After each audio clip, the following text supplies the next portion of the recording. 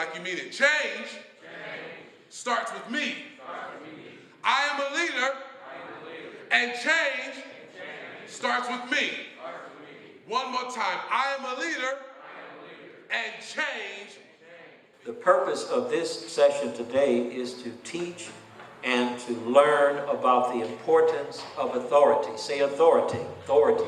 Say it loud. Authority. Authority. The purpose of authority is someone who has been granted a position to provide. To provide resources, to provide protection, to provide accountability. Your parents are authority figures. Authority does not denote power. The power of a leader is their power to influence. So that make that you're sharing is really the power to influence. How do we influence? The leaders influence through motivation, through supporting others, through relationship. That's why the power of leadership is so potent. Leadership requires for you to think of others. Leadership requires you to make a sacrifice. So I understand if everybody don't want to lead, it ain't meant for everybody to lead. It's only meant for the very courageous.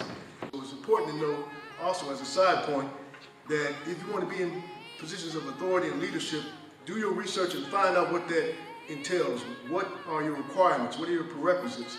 Do I need a certain level of education or experience? And then work towards it. Things that you want to do now, if you want to own your own business, and you can always, in most cases, go to maybe a business owner, talk to them, ask them, can you shadow them for a couple of days or so, and see what it's really like, because you may find out that it's not what you thought it was. My entire desire for the rest of my life is to see how people rise up to be all that God has called them to be. Because some of you all have come under jacked up environments. Your father may not have been in your life. Your mother has led your life. You haven't really experienced what a real father is supposed to be.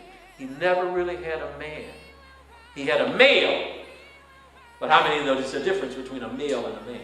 And so we want to deal with this issue of family authority, the interrelationship between a father and a son and a mother.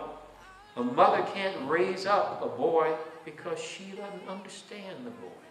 I can tell you so many times I've had counseling sessions as a pastor when mothers come to me and the boy is 10 to 12 years old and I don't know what to do with him.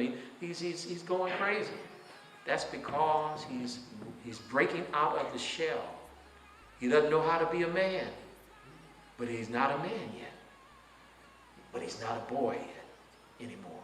He needs help. That's where we as men want to help him.